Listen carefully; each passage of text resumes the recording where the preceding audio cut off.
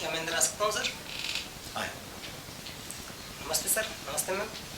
बैठिए। धन्यवाद सर। बताएं अपने बारे में। मेरा नाम राजकमल बेरवा है। मैं राजस्थान के जयपुर ज़िले से बिलोंग करता हूँ। मैंने अपनी ग्रेजुएशन, पोस्ट ग्रेजुएशन और बीएड राजस्थान विश्वविद्यालय से की है। इसके बाद मैंने हिंदी विषय में नेट जेआरएफ किया हुआ है। कंप्यूटर शिक्षा में मैंने computer operator and programming assistant में डिप्लोमा किया हुआ है। वर्तमान समय में मैं एक निजी महाविद्यालय में गत 2 वर्ष से प्राध्यापक के पद पर कार्य कर रहा हूँ। मुझे आईसीटी में अधिक इंटरेस्ट है और गेम्स में मैं क्रिकेट खेलना पसंद करता हूँ सर। हॉबी क्या बताया आपने, फिर से बताइए। आईसीटी में मुझे अधिक इंटरेस्ट है और गेम्स में मैं क्रिकेट खेलना पसंद करता हूँ सर। देखना भी पसंद करते हैं क्या? जी सर। क्रिकेट देखना भी पसंद करते हैं आप? देखना और खेलना सर, दोनों। अच्छा अच्छा। जी सर। कहाँ से बिलोंग करते हैं आप? जयपुर से सर। जयपुर से बिलोंग करते हैं। तो जयपुर के बारे में आप क्या जानते हैं? सर जयपुर वैसे तो विश्व विख्यात है। ये भारत के सबसे बड़े राज्य राजस्थान की एक राजधानी भी है। जयपुर को भी हाल ही में जुलाई 2019 में विश्व हेरिटेज की सूची में शामिल किया गया है। यह अपनी कला, संस्कृति और विरासत के लिए विश्व विख्यात है। यहाँ की ब्लू पोट्री, यहाँ की हस्तकला, यहाँ पर देखने लायक दार्शनिक स्थल है, उसमें हवा महल, जल महल, जयगढ़ का किला। जयगढ़ के किले में एशिया की सबसे बड़ी तोप जयबाण भी स्थित है।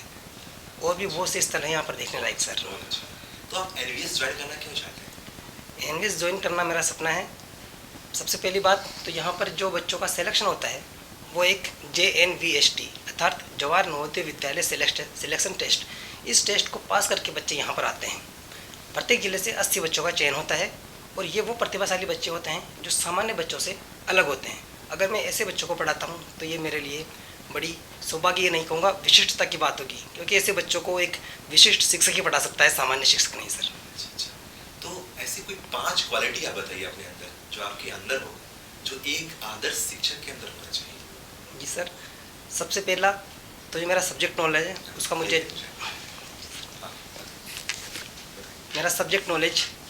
सब्जेक्ट नॉलेज पे मुझे अच्छी पकड़ है। साथ ही साथ मैं करंट से अपडेट रहता हूँ, क्योंकि बच्चा क्लास में कब कौन सा क्वेश्चन पूछ ले तो शिक्षक को उससे अपडेट रहना बहुत ज़्यादा ज़रूरी है। दूसरा, सब्जेक्ट नॉलेज के साथ साथ प्रेजेंटेशन, क्योंकि सब्जेक्ट नॉलेज मायने नहीं रखता, प्रेजेंटेशन मायने रखता है। प्रत्येक कक्षा में हर विद्यार्थी अलग अलग मानसिक योग्यता का रहता है, तो उसके लिए अलग अलग स्किल्स होना बहुत ज़्यादा ज़रूरी है। तीसरा है आपको जीवन की समझ, अनुभव और साथ ही साथ डिजिटल शिक्षा। प्रेजेंट टाइम में जो डिजिटल शिक्षा है उसका दौर है, और आईसीटी के जो 3 प्रमुख उपकरण हैं, प्रणाली उपगम, हार्डवेयर और सॉफ्टवेयर, इन तीनों का जो कॉम्बिनेशन है उसके माध्यम से शिक्षा दी जाती है। डिजिटल शिक्षा आपको कितना अच्छा लगता है? आपको सही लगता है कि जो चल रही है शिक्षा? सर डिजिटल शिक्षा आज के दौर में बहुत ज़्यादा ज़रूरी है, और मैं तो ये कहता हूँ कि जो ये बोलते हैं कि हिंदी जैसा सब्जेक्ट डिजिटल शिक्षा के माध्यम से नहीं पढ़ाया जा सकता, मैं चैलेंज कर सकता हूँ कि डिजिटल शिक्षा के माध्यम से मैं हिंदी को बहुत अच्छे तरीके से पढ़ा सकता हूँ सर। जैसे फॉर एग्जांपल, अगर मैं MS वर्ड में कबीरदास को पढ़ाता हूँ तो मेरी जो हिंदी इंग्लिश की टाइपिंग है, वो हिंदी की टाइपिंग मेरी 35 वर्ड और इंग्लिश की टाइपिंग 50 वर्ड के आसपास मेरी टाइपिंग स्पीड है। मैं खुद प्रेजेंटेशन तैयार करता हूँ और पावर पॉइंट के माध्यम से कबीरदास की प्रेजेंटेशन डालूंगा, उसका जीवन परिचय डालूंगा अलग अलग इमेज के माध्यम से, जो मेरी बेस्ट काबिलियत है कि मैं एक अच्छे तरीके से प्रेजेंट कर सकता हूँ उसको। क्या नाम बताया था आपने अपना? राजकमल सर। हाँ जी राजकमल जी, ग्रेजुएशन किन सब्जेक्टों से आपने किया? सर मैंने ग्रेजुएशन हिंदी, पॉलिटिकल साइंस और पब्लिक एड से की है सर। अच्छा, तो राजकमल जी ये बताइए कि जो हिंदी है आज जिस तरह हिंदी का एक, मैं ये मानूं कि हिंदी का एक तरीके से जो विकास है वो कई हद तक रुकता हुआ नज़र आ रहा है, तो आप हिंदी के पुनरुत्थान के लिए क्या प्रयास करेंगे? जी सर, हिंदी भाषा की अगर हम बात करते हैं तो ये एक बहुरूपी देश की भाषा है, जो 73% हमारे इंडिया में बोली जाती है। हिंदी छोटी मोटी भाषा नहीं है, ये एक भाषा नहीं है, बल्कि मैं कहता हूँ एक भाषा परिवार है। इस भाषा के अंदर 5 उपबोलियाँ हैं और 18 बोलियाँ इसमें शामिल की गई है। इसके पुनरुत्थान के लिए मैं सबसे पहले तो इसको व्यवहारिक बनाना बहुत ज़्यादा ज़रूरी है और इसको सुदृढ़ करना बहुत ज़्यादा ज़रूरी है। दूसरा, हिंदी भाषा के अंदर हमें रोजगार के अवसर उपलब्ध करवाने होंगे। तीसरा, हमें हिंदी विश्वविद्यालयों की स्थापना करनी पड़ेगी राष्ट्रीय स्तर पर और अंतर्राष्ट्रीय स्तर पर। इसके साथ साथ मल्टीमीडिया, प्रिंट मीडिया, इनके माध्यम से भी हमें हिंदी को बढ़ावा देना पड़ेगा। और जो सबसे अंतिम है वो है शोध कार्य। जो बच्चों का रुझान अंग्रेजी के प्रति बढ़ता जा रहा है, वो उसका रीज़न ये है कि हिंदी में प्रॉपर वो बुक्स नहीं अवेलेबल हो पाती है जिनकी बच्चों को ज़रूरत पड़ती है। तो हमें हमारी जो हिंदी साहित्य है उसमें अलग अलग भाषाओं के शब्दों को भी इंक्लूड करना पड़ेगा ताकि इसका जो शब्द क्षेत्र है उसका काफ़ी विस्तार हो सके सर। बहुत अच्छा, बहुत बढ़िया, बहुत बढ़िया। बहुत बढ़िया। अच्छा, हिंदी को हिंदी क्यों कहते हैं? हिंदी को हिंदी इसलिए कहते हैं सर क्योंकि हिंदी, सबसे पहले तो हिंदी हमारा भारत का शब्द नहीं है, ये शब्द है ईरान का। क्योंकि जो ईरानी देश था वहाँ पर ह को स का उच्चारण किया जाता था, और सिंधु देश था और सिंधु देश के पास सिंधु नदी बहती थी, सिंध के पास सिंधु नदी बहती थी, तो उस क्षेत्र को सिंधु के नाम से जाना गया। जब ईरानी यहाँ पर आए तो स का उच्चारण है करते थे और है से हिंद बना और हिंद में ई प्रत्यय लगा के हिंदी बना। और जब ये हिंदी यूरोप क्षेत्र में गया तो इसमें एक प्रत्यय हिंदी से हिंदिक और हिंदिक से फिर ये इंडिया बना सर। अभी जो इंग्लिश मीडियम स्कूल बच्चे जो पेरेंट्स होते हैं वो ज़्यादातर बच्चों को इंग्लिश मीडियम में पढ़ाना पसंद करते हैं, हिंदी से बच्चे कम पढ़ना पसंद करते हैं, तो इसके लिए आप क्या करेंगे सुधार के लिए? मुझे नहीं लगता मैम कि हिंदी के लिए मतलब बहुत से सुधार हैं जैसे हिंदी के लिए हम कर सकते हैं। एक बार मैम क्वेश्चन आप दोबारा रिपीट करेंगे? पेरेंट्स जो होते हैं बच्चों को इंग्लिश पढ़ाना ज़्यादा पसंद करते हैं अभी जो पेरेंट्स हैं, तो आप उसके लिए क्या करेंगे? हिंदी पढ़ाना बहुत कम पसंद करते हैं, तो हिंदी का जो इन्फ्लुएंस है वो कम होता चला कम होता गया जा है रहा ना। अभी इंग्लिश ज़्यादा प्रचलन में है। आप देखते हो कि इंग्लिश मीडियम के बच्चे जो है इंग्लिश में बोलना पसंद करते हैं, ठीक है। तो इसके लिए आप क्या करें? जैसे एनवीएस है वो भी इंग्लिश को प्रेफर करती है। मुझे इसका ऐसा कोई प्रॉपर रीज़न नहीं लगता मैम। हाँ, इसके सामने कुछ चुनौतियाँ है, जैसे अपन चुनौतियाँ मान सकते हैं। एक तो मीडिया ने हिंदी का स्तर गिराया है, क्योंकि वो आजकल मीडिया जितनी भी प्रचार है वो इंग्लिश के माध्यम से कर रही है। तो हमें हमारा हिंदी का जो एड है वो बढ़ाना पड़ेगा, साथ ही साथ इसका शब्द विस्तार करना पड़ेगा। और प्रिंट मीडिया जो मैंने भी आपको बताया, मल्टीमीडिया, इसके माध्यम से भी हमें हिंदी का प्रचार बहुत ज़्यादा करना पड़ेगा। अच्छा, हिंदी राजभाषा है कि राष्ट्रभाषा? हिंदी को हम राजभाषा भी कहते हैं और राष्ट्रभाषा भी कहते हैं। संवैधानिक तौर पर ये राजभाषा है। 14 सितंबर 1949 को संविधान सभा ने इसको राजभाषा के रूप में घोषित किया था।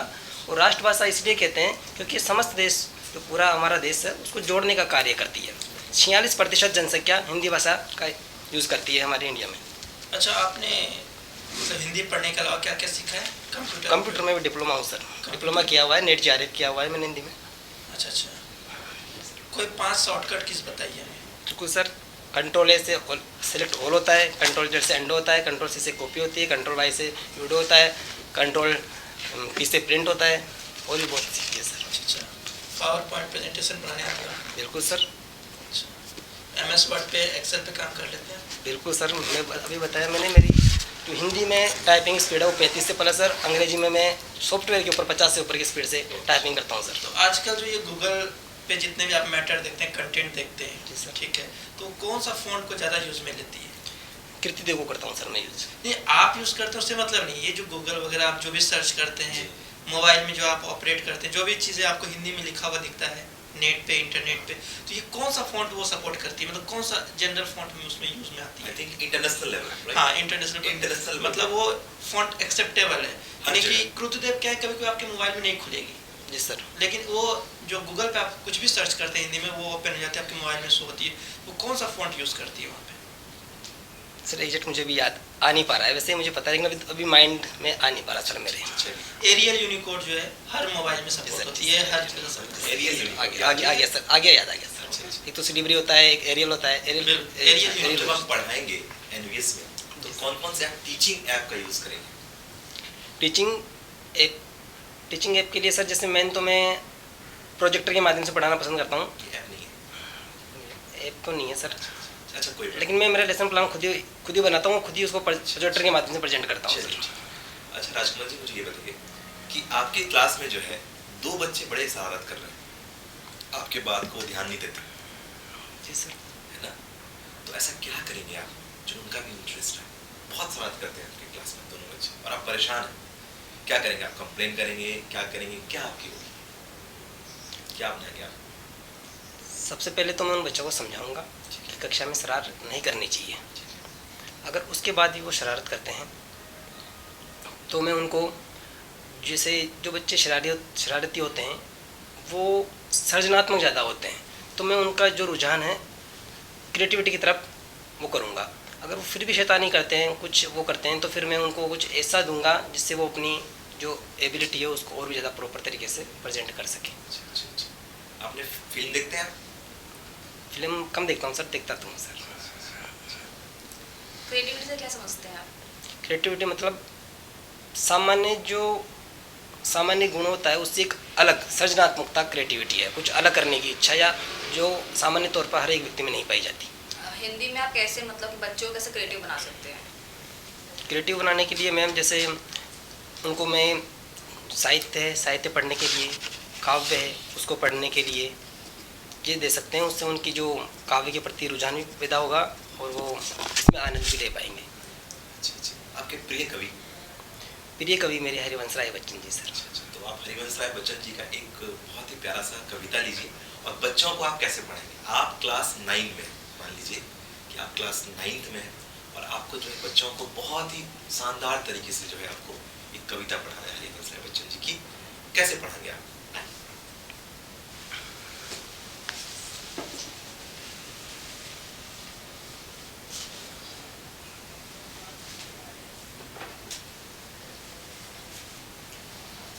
सर क्या मैं इस कक्ष को कक्षा कक्ष मान सकता हूँ? बिल्कुल। नमस्ते बच्चों, कैसे हो सब? ठीक हो? शाबाश। बच्चों आप सब मूवी देखते हो? देखते हो। अच्छा मुझे बताओ कि जो भारतीय सिनेमा है उसमें महानायक के नाम से किसे जाना जाता है? शाबाश, अमिताभ बच्चन को। अच्छा, अमिताभ बच्चन के पिताजी का क्या नाम है, पता है किसी को? हरिवंश राय बच्चन। बहुत अच्छे, हरिवंश राय बच्चन। हरिवंश राय बच्चन जी की कुछ कविताओं के नाम बताइए। बिल्कुल, मधुशाला, मधुबाला, नीट का निर्माण। ठीक है बच्चों, आज हम नीट का निर्माण कविता के बारे में अध्ययन करते हैं। जो हमारा आज का टॉपिक रहेगा वो है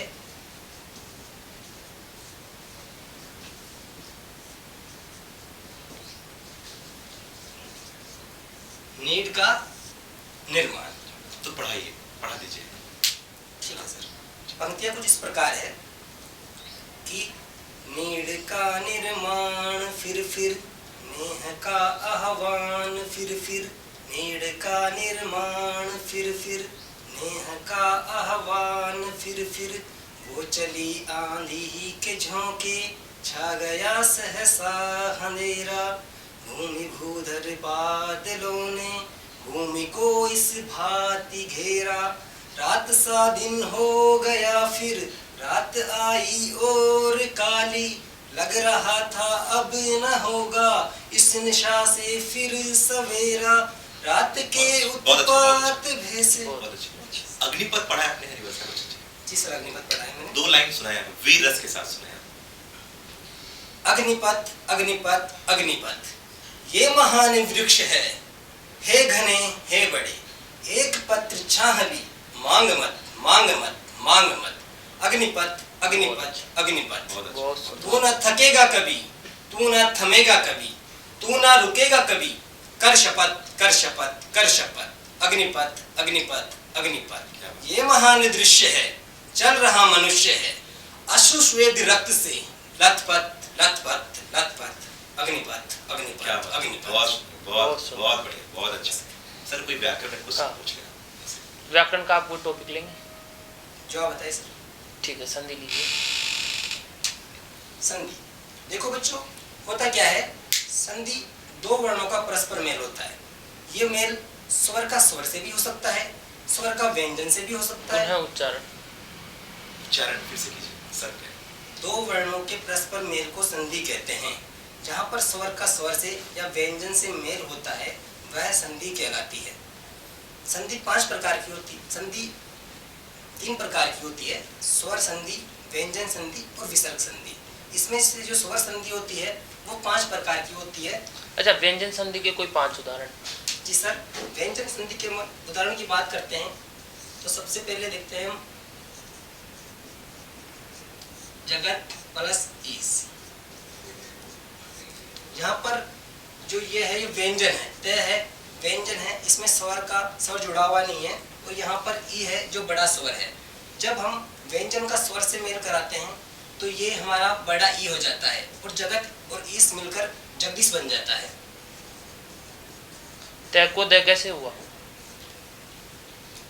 जी सर, व्यंजन संधि के अंदर अगर व्यंजन के बाद में अगर स्वर आ जाए स्वर आ जाए तो फिर तय को दर में कन्वर्ट कर देते हैं, या हम ये कहें कि पहले को तीसरे में बदल देते हैं। पहले वर्ड को अच्छा, तीसरे में- आपके पास सिचुएशन ये है कि आपको संधि समझानी है, एक स्टैंडर्ड 6 को और एक स्टैंडर्ड 10th को। तो सर सबसे पहले अगर मैं 6 को समझाऊंगा तो मैं इसके लिए जो हमारी आगमनात्मक विधि है उसका प्रयोग करूंगा। इसके अंदर होता क्या है कि हम पहले बच्चों को एग्जाम्पल देंगे, 5-10 में उनको एग्जाम्पल दूंगा और उनसे जो निष्कर्ष निकलेगा उसको मैं प्रेजेंट करूंगा। और जबकि 10th स्टैंडर्ड में क्योंकि बच्चे 6, 7, 8, 9 में ये नॉर्मल पढ़ लेते हैं और उनको पता रहता है कि नॉर्मल संधि होती क्या है, तो फिर मैं वहाँ पर उनको आगमनात्मक विधि का यूज करूंगा, निगमनात्मक विधि का यूज करूंगा। मैं डायरेक्ट उनसे क्वेश्चन खुद निकलवाऊंगा, परिभाषा पूछूंगा। बहुत अच्छा, बहुत बहुत अच्छा, सुंदर। बहुत सुंदर, बहुत बढ़िया। आइए, बैठिए। बहुत अच्छा।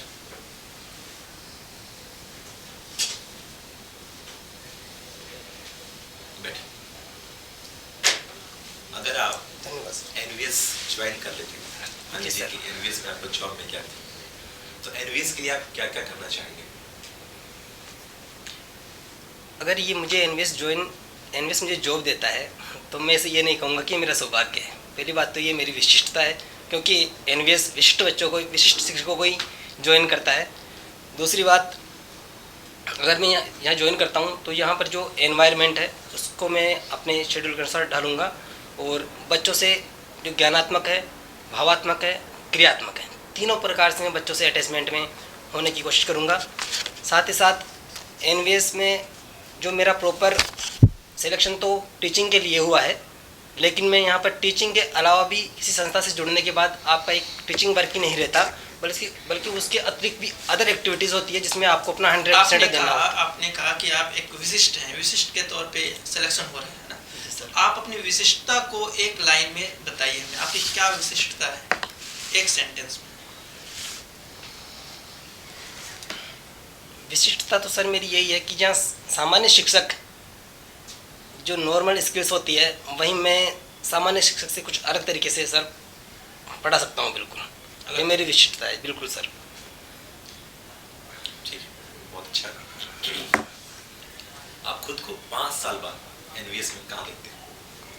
अगर मैं एनवीएस से जुड़ता हूँ तो जो पहला मेरा है कि एनवीएस में मैं एनवीएस ही ज्वाइन करूँगा और इसमें एनवीएस में ऊपर जाने की कोशिश करूँगा। अगर प्रमोशन से जाता हूँ तो पीजीटी में जाऊँगा, अगर प्रमोशन से नहीं जाता हूँ तो मैं एनवीएस के एग्ज़ाम फाइट करूँगा, पीजीटी पास करूँगा। पीजीटी के बाद में फिर इसके ऊपर, इसके अलावा अदर जॉब्स को मैं मतलब वरीयता नहीं देता सर। अच्छा, ये बताइए, आप विद्यार्थी और विद्यालय का सर्वांगीण विकास किस प्रकार करेंगे? विद्यार्थी और विद्यालय का सर्वांगीण विकास कैसे करना है सर? इसके लिए सबसे पहले विद्यार्थी जो कि विद्यालय का एक अंग है, तो हमें जो पहले तो विद्यालय के डेवलपमेंट पर ध्यान देना पड़ेगा। विद्यालय में जो भी कमियां हैं उनको दूर करना पड़ेगा, क्योंकि विद्यालय का माहौल देखने के बाद ही जो अदर बच्चे हैं वो उसकी तरफ अट्रैक्ट होते हैं। जैसे फॉर एग्जांपल, एक तरफ प्राइवेट स्कूल्स हैं और एक तरफ गवर्नमेंट स्कूल्स हैं। प्राइवेट स्कूल्स की बिल्डिंग्स अच्छी होती हैं, बच्चे अच्छे कपड़े पहनते हैं, अच्छे ड्रेसअप में जाते हैं। वहीं गवर्नमेंट स्कूल्स के जो बच्चे होते हैं उनकी हालत आज अपन देख सकते हैं। अगर अपन पहले उसका डेवलपमेंट करते हैं, अगर गवर्नमेंट स्कूल का डेवलपमेंट इस तरीके से कर दिया जाए तो बच्चे प्राइवेट स्कूल की तरफ न जाके गवर्नमेंट स्कूल की तरफ अभी आपने एक शब्द यूज किया, अपन, क्या ये हिंदी का शब्द है? अपन सर हिंदी का शब्द नहीं है, ये मतलब एक बोली का शब्द है, जैसे अपन साधारण तौर पे मातृभाषा के रूप में से यूज़ करते हैं। तो क्या इसको किसी फॉर्मल में भी बोलना चाहिए? बिल्कुल, हम बोलना चाहिए? बिल्कुल बोलना चाहिए सर। मैं माफ़ी चाहता हूँ इसके लिए, मैं अपन यूज़ कर रहा हूँ बार हम। नहीं, मैं कह रहा हूँ उसको बोलना चाहिए नहीं बोलना चाहिए, फॉर्मल जहाँ बैठे? नहीं सर, इसको नहीं बोलना चाहिए। करंट पे आपकी पकड़ है, करंट अफेयर्स से अपडेट है?